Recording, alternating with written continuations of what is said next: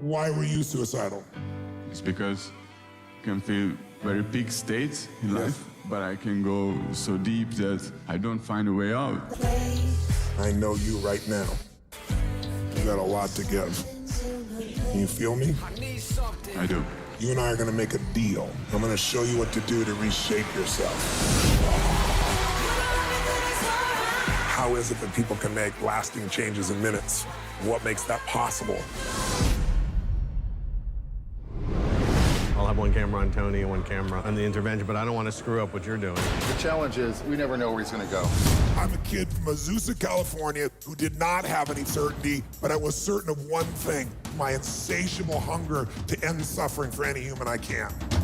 Good morning. Good morning. Deo Destiny is my very favorite event, just because it covers the controlling force that controls everything. They're ready for you. They're ready. Get nervous? Is there stage fright? Like There's that? no stage fright. My job is to dominate the problem and bring out what's really strong. Childhood beating, Constant pain. sexual abuse. Father abandoned him. Mother was murdered by stepfather. Held hostage for 3 days. Are you ever concerned about giving the wrong piece of advice? I'm looking for what's real. And when I find it, I take that vein and take it all the way to the soul.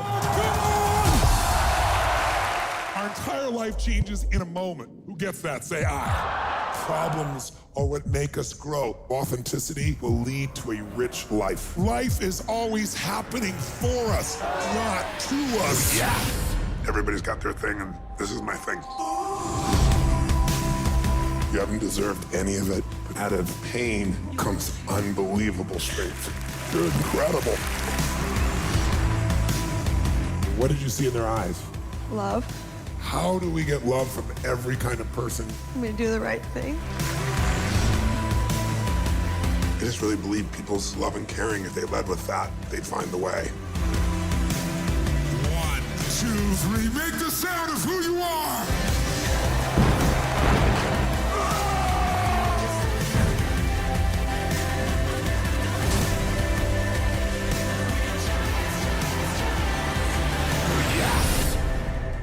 Make your life a masterpiece, my dear friend.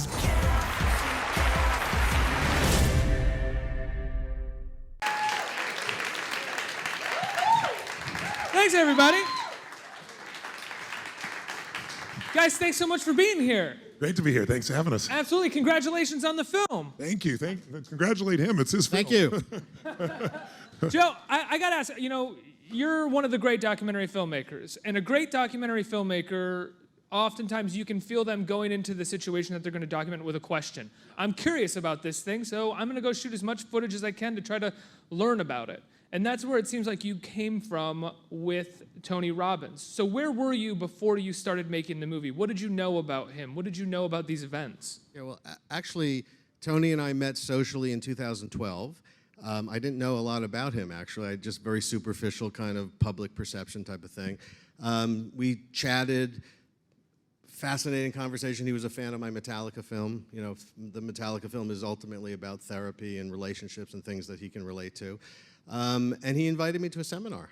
And I would have told you back then I'm not a seminar guy, not a self-help guy, and he hates that word too, self-help. But something about our conversation, I think he sensed I had stuff going on in my life at the time, and something about the conversation just drove me to take his invitation to go to the seminar. So I flew out to Palm Springs, Palm Springs, right, where it was at the time, thinking, not even sure what I was stepping into, and I ended up, within the first couple of hours, I fled for the exit doors because I kind of was flipping out at what this event was about. I went in very skeptically. My wife, bless her heart, said, you know what, give it another day. I gave it another day, had an incredibly amazing transformational experience. We did this guided memory process that Tony takes you through. I woke up or opened my eyes in a room of 2,500 people in tears, and so I felt a weight lift, and I felt like, okay, there's something to this, actually. And so I stuck it out for the 6 days and had an amazing transformational experience. And so I called Tony and I thanked him profusely for the invitation. And I said, hey, I want to make a film about this. I find it incredibly cinematic. These interventions are incredibly compelling that you see in the film. And I just felt like, rarely do you see in a room of 2,500 people boundaries between people fall. People from all walks of life, from all parts of the world, from all socioeconomic strata.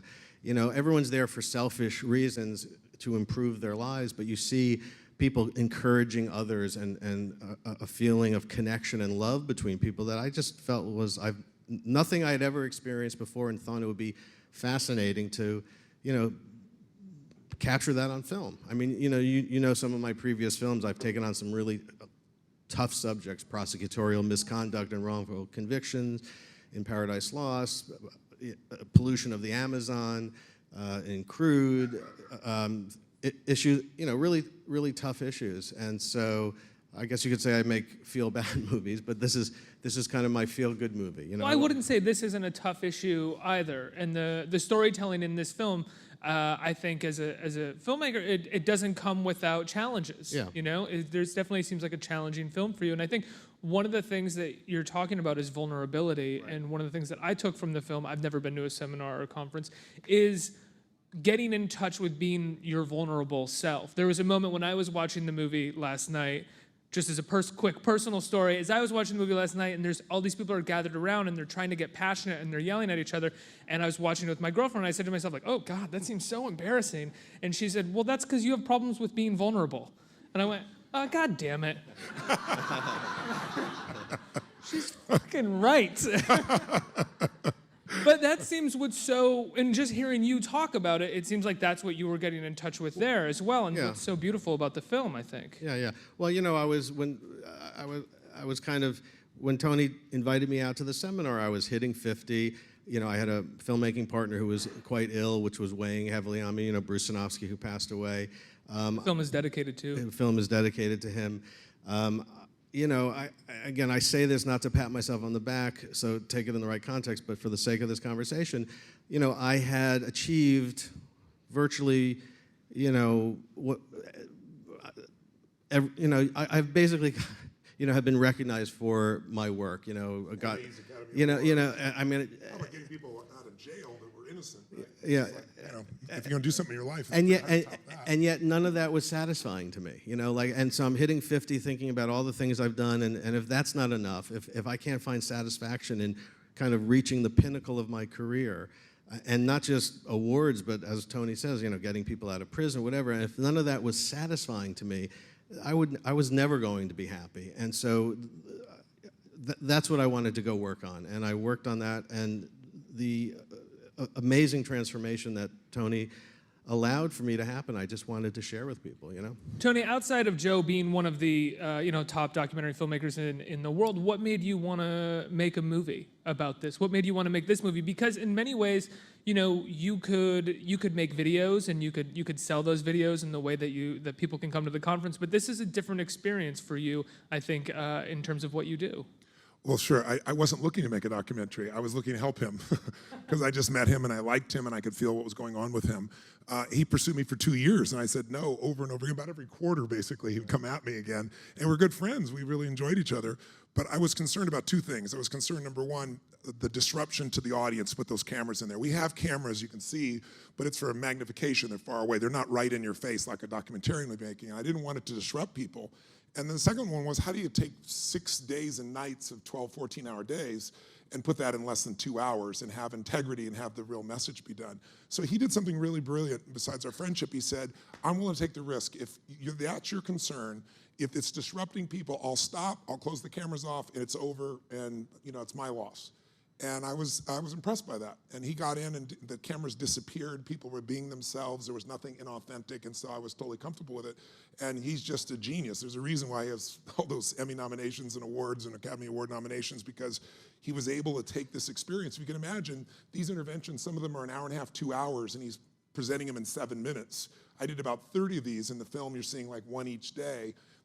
But people are very moved, and we've been in 16 film festivals, won some really nice awards, but the best part was watching people watch the movie crying, laughing, people that never would normally respond to this. Michael Moore I was sharing with him Michael Moore the other Yeah, day. Michael Moore, who runs the Traverse City Film Festival, besides being Michael Moore, I mean, but he watched the film. Is that what he's known for, the Traverse? but he was viewing the film for inclusion in that festival, and he just was totally blown away by it. He says it's a brave film. He wasn't expecting it, and just really thought it was awesome. It is a brave film, and it's interesting when you say out loud, and we talked about this in the green room, when you say out loud taking these things that were 2 to 3 hours and cutting them down to 7 minutes, I think to most people they would hear that and say, well, yeah, that's a tough challenge. But actually what's really tough about that is maintaining 7 to 9 minutes of one scene within a movie, and doing that 4 or 5 times within the movie, making that one scene have an arc for 9 minutes, be powerful and engaging. Can you talk about cutting some of those scenes and how you worked on them and sort of the manifesto behind the length? Well, ultimately I wanted it to play like a concert film in the sense, like a concert of human emotions, not concert, a music concert. But basically I wanted to immerse people in this experience and not tell them what to think, You can look at these events and have any kind of reaction you want, but I really wanted to give people the feeling of being in that room and what it's like to experience that. And it was a tough challenge, like in a very early cut of the film, I included myself in my story. And the viewer heard what I just told you, that I had gone previously for 2 years and wanted to make a film, was so moved by it. And then I decided, it's not about me. It's, and there was more behind the scenes, there was more questions of Tony, and I felt like I just had to find that balance that you really feel like you are in that room experiencing that seminar. And so, hopefully people will get something out of it, but you're free to think what you want. I mean, really my goal is I want people to spend 2 hours, the running time of the film, thinking about the direction of their lives, how we can be better connected to one another, how you can be more fulfilled within yourself. We live in, very divisive times, as we know. There's a lot of unhappiness, there's a lot of anger, and and this may sound Pollyannish, but I really think if we all felt more comfortable in our own skin, if we all felt more connected to other people, if we all felt we had a purpose in life, perhaps there'd be less, less divisiveness and less social ills that plague us. You set up even a way to sort of distance the audience a little bit from the seminars in the beginning of the film, and you sort of play with it throughout, and then you remove it in the end, I think, which is just the soundboard queuing up the music to be the inspirational music, rather than letting it come on sort of what would seem like organically to the audience and they could just feel it. You let the audience know that this music is coming, and then you kind of pull that away in the end. Well, ultimately, what I want people to understand is that the music, again, in order to make people feel like they're really there, I wanted people to understand that this is Tony's production. I'm capturing what Tony does in the room. And so when you see those faders go up on the music cues, I do it a couple of times, just to condition people, hey, this is not the filmmaker's selection of music. This is what happens in the room. I took it away, not for any nefarious reason other than it just gets repetitive, but I felt after 3 shots, after 3 music cues, and you see the faders go up, you get the idea that, this is not a filmmaker's creation. This is you're being dropped into this world. Of course, I am making editorial decisions about what aspects of Tony's teachings I feel are the most universal and compelling and capture the emotional truth of a situation. No documentary is the literal truth of any given situation. Any documentarian who tells you he's capturing the objective truth, I think is kidding themselves. The objective truth of Tony's seminar would be a 72-hour film, but hopefully I'm capturing the emotional truthfulness, and I made certain selections which I felt the stories that are highlighted are the ones that people can relate to.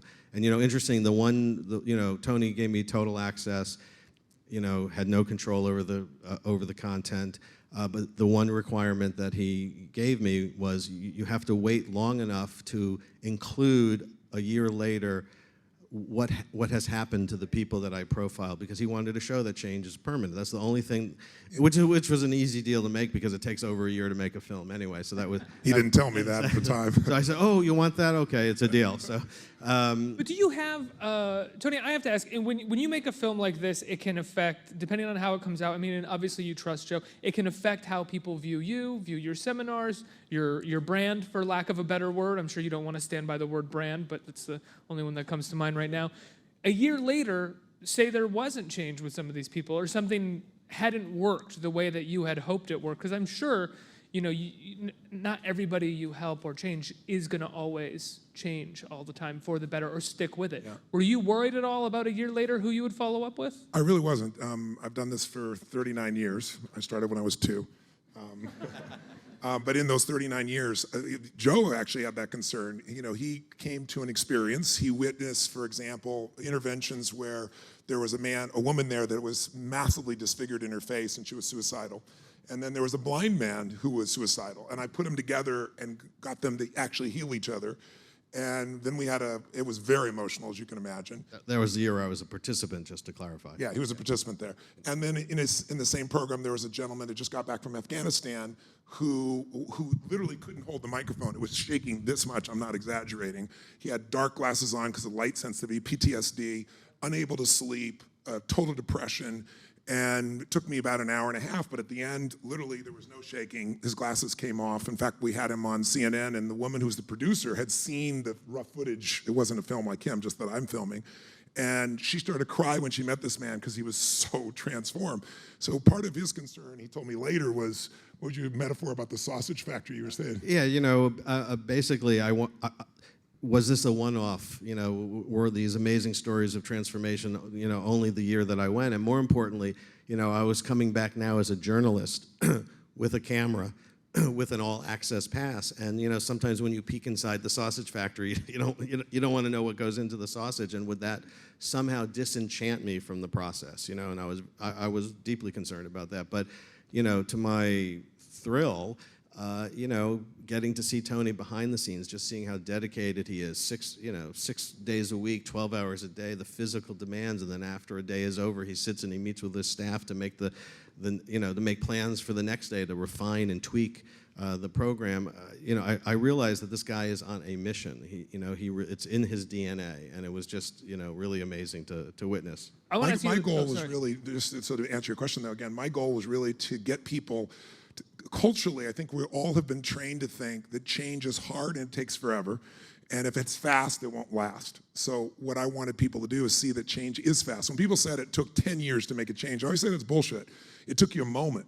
The moment you said, it's over, or let's begin, or I do, or I love you, it's the moments of decision that change our life, and people go through years and years to get to those moments, and what I do is show people to get those moments now.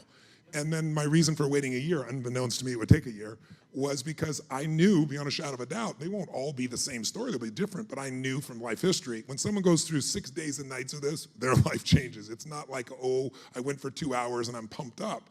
These are changes in your beliefs and your values and your rules, your way of looking at life, and they're radical. And you've seen the film, so you have a good sense, and then you see what people are like, and you can't make these stories up. A year later, I don't want to give it away, but as you know, some of the stories are just mind-boggling what's happened a year later to people. Yeah, absolutely. I have a kind of psychological question for you, Joe, or I guess psychoanalytic question. You talk about if you went and you filmed this and you shot behind the scenes, you were worried that you might be disenchanted. Do you think because of the kind of person that you are and your sort of consistent disenchantment with your life and all of your achievements, you kind of wanted to be disenchanted with the success and the change that you had at one moment? I mean, I'm that type of person too, where I would kind of be like, there's no way. Let me go behind the scenes and make sure that everything is on the up and up here with my transformation.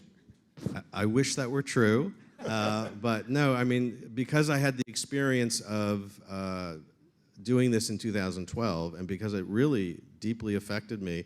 And look, the seminar is not about you go to the seminar and boom, you're healed, and you never fall back, and you have to work on yourself. I mean, the whole reason the movie is called I Am Not Your Guru is Tony gives you the tools to find whatever it is that is your best life, and he's not going to tell you what your best life is, and you also need to work on it. It's not like you leave the seminar and you're done. You need to continually return to the epiphanies that you've had and work on yourself. And so I had the experience of having had this incredible transformation, and remember, I went in incredibly cynical. I went in almost kicking and screaming and came out the other end completely with the exact opposite view that, wow, there is something to this, which for a tough New Yorker like me who's covered a lot of dark things, that was a big change. And then I had 2 years, because it took him so long to say yes, of just living with Tony's teachings where, of course, You know, we have dark days, we get angry, it's not like these emotions go away, but I was given the tools to manage them, you know? And so going into Date with Destiny in 2014, I had such a positive experience that I felt like, you know, I was not looking to, you know, to confirm one way or the other. I just wanted to understand that these changes are permanent. I think one of the things that bonded us, you know, we're so alike, height-wise, background-wise, optimism-wise.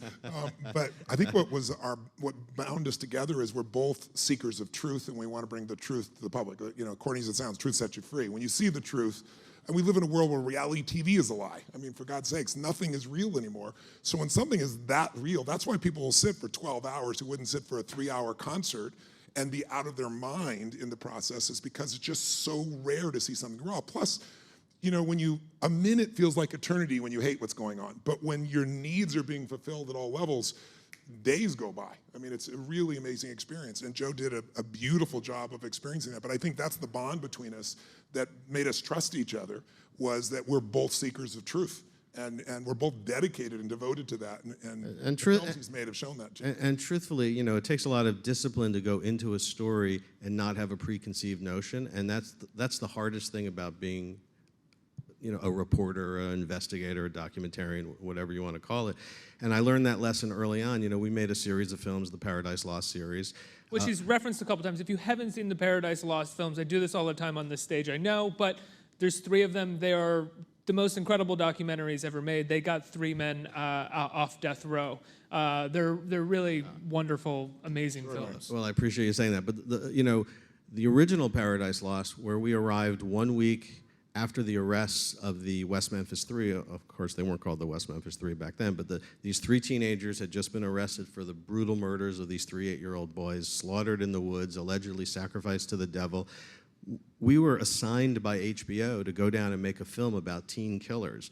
All the news reports were about, these are teen killers. On a scale of 1 to 10, the police investigator repeatedly said, this is an 11, we have so much evidence. So we went down thinking we were making a film about guilty teenagers. We spent the first 3 months really bonding with the families of the victims and spending time almost exclusively with them, still thinking we were making a film about 3 guilty, horrible teenagers who had done this terrible, you know, unthinkable murder of these 3 8-year-old boys. But when we did our first interviews with the guys, and started looking into the evidence, you know, just 1 + 1 was not equaling 2. And, you know, if we had, and HBO wanted a film about teen killers initially, and if we had stuck to that, it's like whenever I do an interview, like I don't do a question list, because if you follow your questions as opposed to just letting the conversation take you where the story goes, you miss the story. So I really try to go into every filming situation without a preconceived notion. So even though I had this positive experience with Tony in 2012, I was not looking to confirm or deny. I was just being open. On a personal level, I would have been disappointed if I didn't like what I saw, but luckily I loved what I saw. In fact, I realized even just, again, how committed he is to this mission. I mean, you know, he has like 18 different companies and $5 billion in sales of some companies that have nothing to do with, you know, with what happens at Date with Destiny. So there's, you know, he can walk into a corporation and get, you know, millions of dollars for a couple hours worth of work. So he's a guy who can make money in a lot easier ways than Date with Destiny. That's for you sure. know, so to me, going behind the scenes, it just really, I mean, you know, and you see it in that one scene where I go backstage after Dawn's intervention. Tony is just like, just emotionally just wrecked after that intervention, and that was the moment for me that I really understood that this is a mission for him, and you know, God bless him for it, because he's helped a lot of people. Absolutely. I'm going to open it up to the audience for questions. First question? Hey, you two. Very glad that you're here. I can't wait to check out the documentary on July 15th on Netflix. Tony, you're the seminar master, so I figured this would be a great opportunity to ask for some advice, if you will. Sure. All right. So I Usually gets paid for it, but, you know. So I do consider myself a go-getter, and I'm sure there's other people maybe in these seats or wherever who consider themselves to be the same way. in their work environment or maybe life environment, for whatever reason, there seems to be sometimes opportunities that are just not there, even if a person wants to do rather more than less. How do you exactly go about that? Because for someone who wants to really like what they're doing and then they don't have the platform to do that, despite wanting to put in like 110%, do you work with that? Do you change your life in a different sort of way? What would you recommend for a person to do? Oh, you're asking me on a general level, so let me... yeah, because I think that could apply to many people. Yeah, I agree. What I would say to people is most of us don't achieve what we want out of our lives. I focus on two things: the science of achievement and the art of fulfillment. My passion is to have people have life on their terms. Everybody has a different idea of what an extraordinary life would be. Some people that's, having 3 beautiful children, some people it's writing poetry, some people it's building $1 billion business. So my intent is what you really want, what you need in the deepest part of your soul, I want to help you get there quicker. It takes 2 skills: the science of achievement, and it's a science. How do I take what I envision and execute and make it a reality? How do I go from nothing to what it is I really want in my life? And I think most people are better at that than they acknowledge, because almost all of us have something in our life that once seemed impossible or incredibly difficult, and now it's in your life. It could be a relationship, it could have been a job, a business. And so I help people track how they do that and speed it up. And the fastest way to speed it up is get a role model that's already done it, because I'm a big believer that in business, other people's money is leverage. In life, other people's experience is leverage. If you're incredibly good at something and I can pierce your brain and figure out what it is, I could save a decade of my life in a few weeks by learning what it took you a decade to figure out. And now I've converted decades into days. That's a huge part of it. But the other part is also fulfillment. What really makes you fulfilled? And I can't tell you how many multi-billionaires, I won't mention the name, but a giant rap star who's got everything anybody could dream of, I was just with recently, and more money than he could spend, more women than he could ever go through, is all the things that guys in his category tell you they want, he has it all. He's miserable, completely miserable, because he's achieved, but he's not fulfilled. Robin Williams. I mean, here's a guy that, how many of you in this room loved Robin Williams? I just see a show of hands. Look, keep your hands up, look around the room. It's like 99% of the room, and there's just a few mean people that don't love him, But I want you to think about this. This guy was the master of achievement, right? He said, I want to make my own TV show. They all said it'll never happen. I want the #1 show. Mork and Mindy, he did it. I want a beautiful family, he did it. I want to make more money than I can spend, he did it. I want to make movies, he did it. I want to make movies and win an Academy Award for not being funny, and he did it. And then he hung himself. So to me, there's 2 lessons. There's achievement and there's fulfillment. And fulfillment, everybody goes, oh, I'll work that out. I can't tell you that if you can't find happiness, joy, and ecstasy in this moment, whatever this moment is for you, more money, more fame, more friends, more acknowledgement, more degrees, more anything is not going to deliver it for you. Now, how do you get there quicker? We all get what we tolerate, right? And we often tolerate, we think that means other people. I'm talking about within ourselves.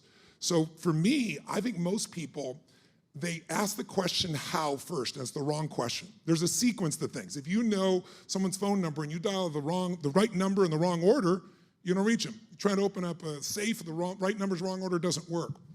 There's a sequence, and I tell people the tyranny of how is what keeps most people from doing things. You look at somebody like John F. Kennedy, he came in and said, we're gonna go to the moon within a decade, put a man on the moon, right? We all remember the speech.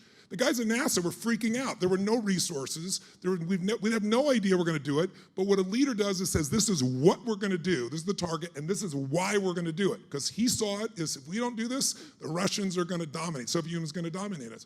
When you see Martin Luther King get up and give his I Have a Dream speech, he had no plan. He knew what and he knew why. If you can figure out what you want strongly enough, and strong enough reasons, I found reasons come first, answers come second. But if you try to say, how am I gonna do this? The how's overwhelming. So you need the what and the why, and then the how will come much more quickly when also you look for someone who's already produced the result or a similar result, because there is a pathway, there is a shortcut that can get you there. And so if you learn by your own experience, you may never get there. It might take you 10, 20 years. If you learn by someone else's experience, literally it could be days, weeks, or months, as opposed to decades. So I would say, and I don't know what your specific goals or directions are, I'd be looking for a killer role model. I'd be figuring out what it is I want. I'd figure out stacking the why I want it, and I rehearse it in my nervous system so much that it's so compelling that you can barely sleep at night. You get up in the morning so excited, and then stuff happens. How many of you have ever like bought a car or an outfit, and then suddenly you see that car or outfit everywhere. Who knows what I'm talking about here, right? And those cars and outfits are always there. Why are they here now? Because there's a part of your brain called the RAS, the reticular activating system. Big words, RAS is good for you.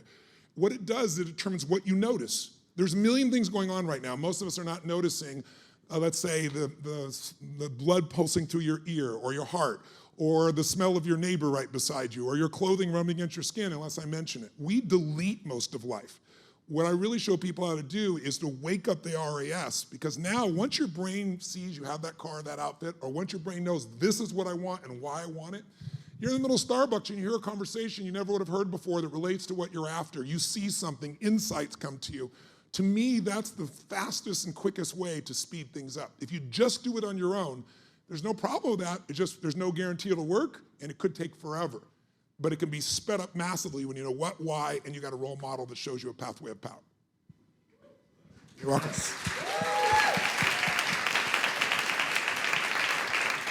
That is why he is Tony Robbins. Right here. Hey, I was wondering if you could explain the I am not your guru part of the title. Well, whenever I come to seminars, I don't believe people are broken. I don't think they need to be fixed. You know, people come to my world usually at extremes. They come because they're the best in the world. You know, the Golden State Warriors, I mean, they're the best. What do they want to deal with me for? Because they're the best, they're always looking for an edge. Serena Williams, looking for the edge. Hugh Jackman, looking for the edge, right? Anthony Hopkins, looking for the edge. You name it. If the other people that come to my life are people that are having an initial challenge, initial struggle, like they're, let's say they have a birthday with a 0 on the end of it, or they have a divorce, or they hit a threshold in their business. So I see people at those kinds of extremes. And when people are at those extremes, the one thing they have in common is hunger. And then people ask me all the time, what does it take to succeed? The most successful people in the world have never lost their hunger. Some people get hungry to lose weight, to get to a party. But the person who's hungry to grow, to expand, to transform, the person who will not settle for less than they can do or be or share or create, that person is going to have a magnificent life no matter what you throw at them. They're going to have challenges, they're going to have problems, they're going to have all kinds of issues that we all deal with, but it won't stop them. If you look at somebody like Richard Branson, he is as hungry today, Richard's a friend of mine, as he was when he was 16 and just starting Virgin in a crib. So I think that the common denominator that if you want to activate to shift a person's life is awakening that hunger and then showing people a pathway to power. And basically for me, So to answer your question specifically, he'll tell you the answer. He picked the title. Right. He hated the title when I presented it to him, but I stuck to my guns. But basically, you know, the great thing I got from Tony was a set of tools for how to live my life. But he's not going to tell me how to live my life. And for every, you know, each person should live the life that they think is what they want to achieve, and he's not here to tell you how to do that. And you have to work on yourself. You can't just end this, you know, go to a seminar and expect, boom, you know, things are great. You need to continually work and evolve and adopt these ideas for yourself. So, you know, he's not here to be a guru. He's here to be a strategist and to, you know, help you find your own best way. And I tell people, you know, up front, I'm no better than you are. I've just spent my entire life focused on this area, so I have distinctions, just like you've got whatever areas you focused on your whole life. And I'm not here to make you dependent upon me. I'm here for you to find the strongest part of you and rip your life back open to the next level. I think there's a moment within the movie where it's B-roll of people taking notes of things about them, and one of the things that you tend to focus on in that moment is someone who's writing, "I'm lazy and I'm entitled," on a piece of paper, which I thought was really poignant because it's what you're saying here. It's the tools to change. He's a strategist, but you have to do the work. So if someone comes to you and says, well, I'm lazy and I'm entitled, how do you fix that other than say, don't be lazy and entitled? Well, actually, no, because people are lazy and entitled when they have impotent goals. When you have something that doesn't move you, and we all have goals. Some people's goal is to make it through the day. You know, some people's goal is to, you know, survive. Most people's goal is to make a living, but they don't design their lives. So I think, you know, what I do is I create an environment where your state changes. You know, we all know, I'm sure you've had times in your life when maybe you snapped at somebody and you felt bad afterwards because it wasn't them, it was just the state you're in. When you learn to direct your own state, and that's what we do in these events, day and night, night and day, when your energy is low, if you got two people, let's say a couple, and they're both, they don't even about each other. They're loving life. Things are going great in their business or in their life or whatever it is. And you put two people together both in a peak state, what kind of relationship they're going to have? Great. Two people in an okay state, it's going to be an okay relationship. Two people in a crappy state, I don't care how much they love each other, they're going to say and do things in that state they're going to regret, and they're going to tear it down. So I always say the state of the union in a relationship is your ability to put yourself in a beautiful state on a regular basis. That's the gift you bring your partner. And outside of a relationship in your life, it's that. So I produce environments where people's states change. In one state, you can't do it. Next state, you're storming across the fire, as an example, right? In one state, you can't get yourself to fall through. Another state, you rip it open. And so we all have different personalities inside of ourselves. Most people think of ourselves as one personality, but that's just cultural conditioning. Have you ever been around somebody and go, John's not being himself, he's being so different? That's part of John too, he just suppresses it. What I have people do is figure out what's raw, what's real, and how do I ignite that? And when you do that, boredom disappears, entitlement disappears, all these things that people say, I'm not motivated, disappears, because what they really are is just fearful, and they don't have clarity. When you know what you want, and you know why you want it, and you're crystal clear, and it grabs you, no one has to motivate you. And I've never been a motivator. That's the ironic thing. I've always been a strategist, but when you see 10,000 people jumping and in a peak state, people go, oh, that's motivation. Education is usually boring as hell. And I believe that it should be more like a concert, because most people want to be entertained. They don't want to be educated. I want to educate them, so I've earned the right by entertaining them at a level where time disappears, where they're euphoric, where people that get dragged there think this is bullshit, and then they end up going, this is the greatest experience of my life. And it's not me, it's just decades of being with people to seeing what's real. The other part of the title, too, is just an aesthetic one. I wanted to play with people's expectations. I think with that title, I think some people will come into the film thinking I'm here to take Tony down. And I wanted to play with that because I, as a documentarian, look, I've made lots of films that point a finger, that, talk about social ills, but and in many ways, it's almost become a cliche of documentary. And I just wanted to do something a little different, which was to share a very positive experience I had in the hopes of inspiring people to make improvements in their lives, to feel more connected to themselves and to one another. Because I think if we all felt more connected in this world, the divisiveness in our society, might be a little less. You look at the issues that we're facing right now, it's because we all look through life through our own perceptual filters. You look at white America and African American America right now, and white Americans will say, well, that police officer didn't do anything wrong, but another one did. 99% of them are unbelievable. They're put in a tough situation. But it's hard for people to sometimes switch, and we're all in pain in this country. Everyone wants their child to be taken care of. No one wants to be worried the police aren't on their side. So you look at something like Black Lives Matter, it doesn't mean white lives don't matter. It just means these lives are not being respected, and we have to do something as a society. And I think the beautiful thing is when people see how to enter someone else's world, you see this in the event, people that don't give a damn. There'll be a woman get up there and she's 400 pounds, and some guy who's some chachi guy who would normally just make fun of her is now working to support her in every way. When people make that shift from all about me to we, their whole life changes. It's like when you trade your expectations for appreciation, your whole life changes. But most of us are busy expecting, demanding, judging, as opposed to connecting, loving, creating, understanding, and breaking through. And I think what's happening in our society right now is hitting a threshold, and that's the good news, because it takes a threshold usually for people to finally make real change. Often we have to get enough pain to do it. You don't have to. If you're proactive, you can do it out of pleasure. But unfortunately, most people wait till there's enough pain, and our society is hitting that right now. Absolutely. I just got the rap sign. I don't want that right now. I think we're having an amazing conversation about this. And I'm glad you brought up Black Lives Matter in that example. It's not a conversation that people, I think, are having enough on this stage. And I don't think people are talking about it in that way. Your sensitivity to Black Lives Matter is really appreciated. Thank you. My pleasure. Right. Thank you. Guys, when does the movie come out?